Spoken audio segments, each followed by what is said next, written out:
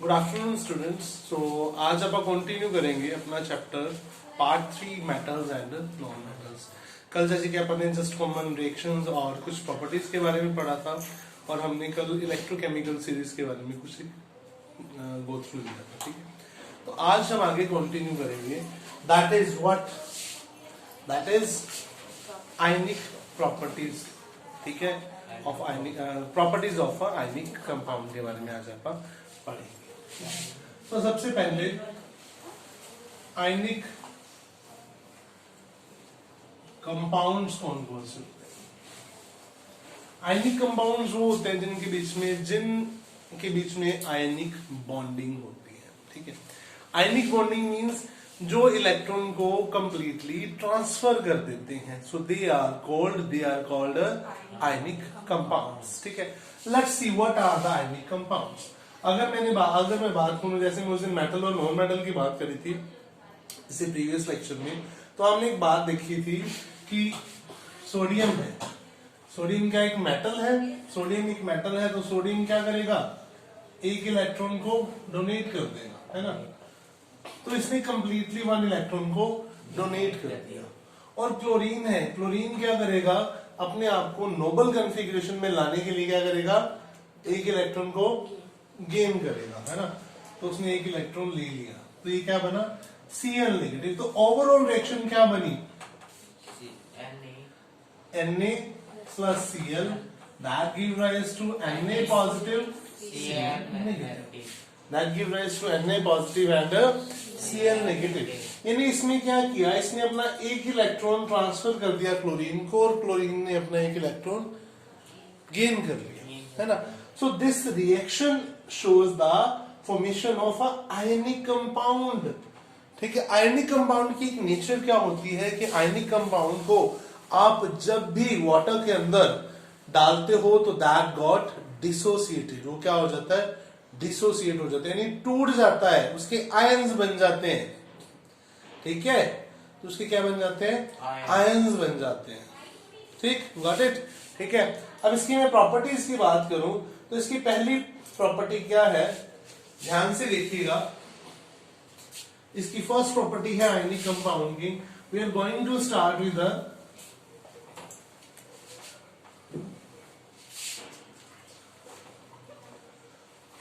Physical property इसकी, ठीक है। इसकी फर्स्ट प्रॉपर्टी है नेचर, कैसी नेचर होती है। So I will introducing this. The ionic compound are solid whatever hard become a strong forces and between a positive and negative ions। अब देखो, एक तो ये हार्ड होते हैं, ठीक है। हार्ड होने के बीच में कंप्लीट इलेक्ट्रॉन ट्रांसफर की वजह से, मींस इलेक्ट्रॉन क्या है, एक दे दिया, ट्रांसफर कर दिया एक इलेक्ट्रॉन। यानी जो मेटल होती है उसके पास प्रायोरिटी क्या होती है, एक इलेक्ट्रॉन देने की, तो खुद को पॉजिटिव चार्ज बनाने की। अब जब पॉजिटिव और नेगेटिव आपस में बॉन्डिंग करते हैं ना, that is a strong forces between them. So उनकी नेचर क्या होती है, हाँ, ठीक है, ओके। तो मेल्टिंग, अब देखो अगर हार्ड है, स्ट्रॉन्ग बॉन्डिंग है, तो उसका मेल्टिंग और बॉइलिंग पॉइंट भी क्या होगा, ज्यादा होगा, है ना। तो अगर इसकी मैं फिजिकल प्रॉपर्टी की बात करूं तो पहले आएगा नेचर ऑफ कंपाउंड। नेचर में आप क्या पॉइंट आउट कर सकते हैं, यहां पे they are hard,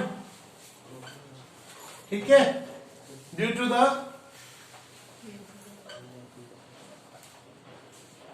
strong INTERACTION interaction between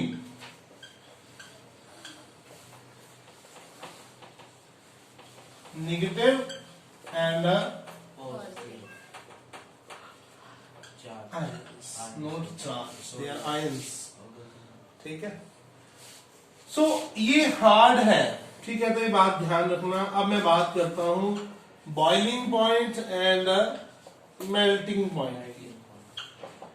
अगर मेरी बात सुनो, जो चीज हार्ड है ना, उसका मेल्टिंग पॉइंट और बॉइलिंग पॉइंट भी क्या होगा, ज्यादा होगा। उसका मेल्टिंग पॉइंट और बॉइलिंग पॉइंट भी क्या होगा, ज्यादा होगा, ठीक है। तो melting point and boiling point of ionic compounds are higher due to the hardness, due to the hardness के कारण इसका मेल्टिंग पॉइंट और बॉइलिंग पॉइंट क्या होगा, ज्यादा होगा। ठीक है, उसके बाद इसकी थर्ड प्रॉपर्टी पे मैं आता हूं, डेंसिटी। ठीक है, अब मेरी बात सुनो, जो चीज हार्ड है, सॉरी, जो चीज हार्ड है मीन्स उसका वेट भी ज्यादा होगा। ठीक है, जो चीज हार्ड है वेट भी ज्यादा होगा, तो डेंसिटी क्या होती है, मास पर यूनिट वॉल्यूम। ठीक है, अगर मास पर यूनिट वॉल्यूम है तो क्या होगा, मास पर यूनिट, मास ज्यादा है एज कम्पेयर टू वॉल्यूम, तो ये क्या होगी, इसकी डेंसिटी क्या होगी, हाई होगी। ठीक है, so they are higher mass and higher is the density. Mass ज्यादा है ना, मास पर यूनिट वॉल्यूम होती है डेंसिटी, तो अगर मास ज्यादा है तो ऑब्वियस सी बात है एज कम्पेयर टू वॉल्यूम तो हमारी डेंसिटी भी क्या होगी, ज्यादा होगी। तो डेंसर का मतलब क्या होता है, अगर मैं आपको कोई दो लिक्विड्स दे दूं, my question is when I am giving you the two liquids, then how can you say that which one is a denser or which one is not? कैसे डिफरेंशिएट करोगे कि कौन सा जो लिक्विड है वो डेंसर है और कौन सा लिक्विड नहीं है? प्लीज ये क्वेश्चन आप लोगों के लिए भी है। हाँ जी स्टूडेंट्स जो मेरे सामने भी बैठे हैं, मैं उनसे भी क्वेश्चन पूछ रहा हूँ, और जो बच्चे ऑनलाइन देख रहे हैं मेरा क्वेश्चन उनसे भी है। If I am providing you two liquids, how can you differentiate between two liquids, which one is a more denser and which one is less denser? जिसकी वॉल्यूम ज्यादा होगी, कम होगी, वॉल्यूम ज्यादा होगा, नहीं जिसकी वॉल्यूम कम होगी उसका मास ज्यादा होगा, और जिसकी मास कम होगा उसका वॉल्यूम कम होगा, और जिसकी वॉल्यूम ज्यादा होगा। I am giving you the two solutions, then how can you say which one is a more denser than the other one?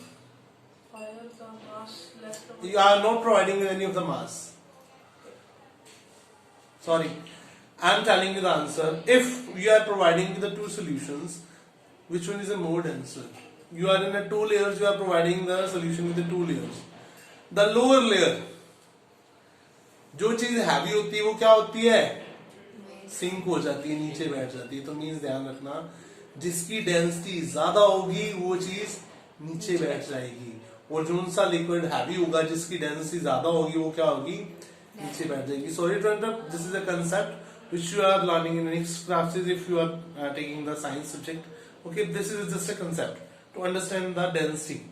Okay, कि अगर आपको डेंसिटी के बारे में देखना है तो डेंसिटी का मतलब क्या है कि आपको अगर दो सॉल्यूशंस दिए जाते हैं, आयनिक सॉल्यूशन भी ले लीजिए, कि अगर एक दो आयनिक सॉल्यूशन है, एक नीचे बैठ गया एक ऊपर है, लेयरिंग में हो चुके हैं दोनों, जैसे मैं ऑयल और वाटर की बात करूं, तो कौन सा ज्यादा होगा, कौन सा नीचे बैठेगा, जिसकी डेंसिटी ज्यादा होगा।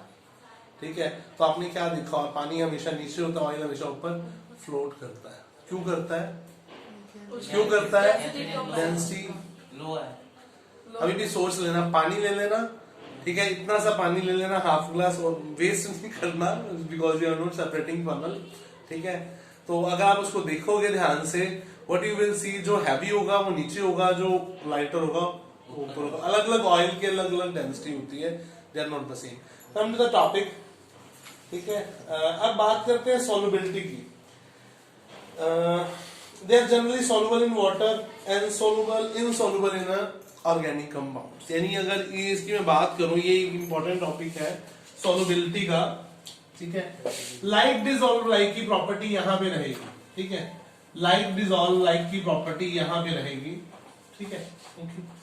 सो मैं अगर यहां पे बात करूं कि आयनिक कंपाउंड जो होते हैं, आयनिक कंपाउंड की अगर मैं बात करूं, ये बोलता है आयनिक कंपाउंड, कहता है ionic compound soluble in water and insoluble in kerosene oil, benzene and other else. क्यों, what is the reason? The reason is like dissolve like. Means अगर मैं वाटर में बात करूं तो वाटर गॉट डिसोसिएटेड। वाटर किसमें टूटता है, H positive and OH negative के अंदर, है ना। अगर मैं बात करूं बेंजीन की, C6H6, is it dissociated? Not. ये ऑर्गेनिक है, ये इनऑर्गेनिक है। वाटर और उसके बीच में दोनों, एक पोलर है एक नॉन पोलर है। ठीक है, एक पोलर है एक नॉन पोलर है।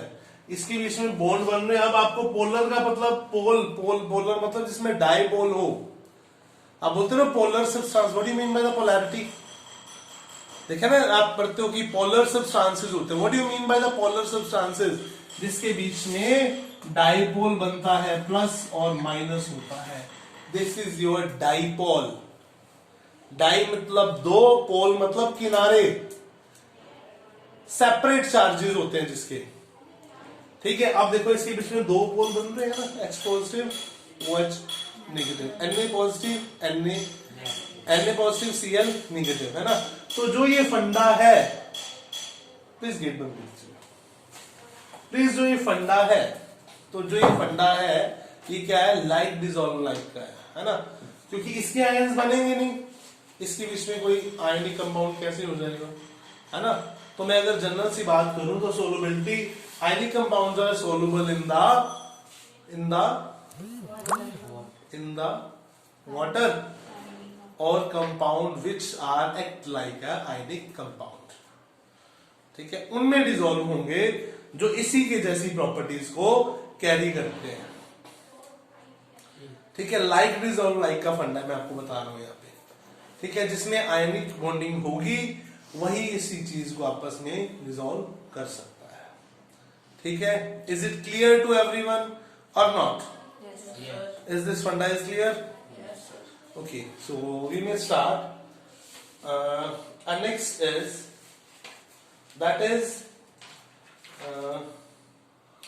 ore. What do you mean by the ore? Yes. Ore. What do you mean by the ore? Yes. Anyone can tell me what do you mean by the ore? Yes. What do you mean by the ore? क्या बोल सकते हो? ore को कैसे define करोगे? ore. ORE और क्या होता है? और हाँ जी, वीडियो में म्यूट कर दे। The option is the answer is the minerals from which we can extract the metal, यानी वो चीज जिसमें से आप क्या कर सकते हैं? मेटल्स को एक्सट्रैक्ट कर सकते हैं, निकाल सकते हैं, उसे आप क्या बोलते हैं? और बोलते हैं, ठीक है। तो और भी तीन पार्ट्स में डिवाइड किया गया इसकी रिएक्टिविटी को। Metals with higher reactivity, metals with medium reactivity, metal with low reactivity. तो इसको अपन कल कंटिन्यू करा था, ठीक है। तो उसी को आप आगे कंटिन्यू करोगे। तो for today's this is all about this properties. So from tomorrow we will continue after that. Thank you so much, students.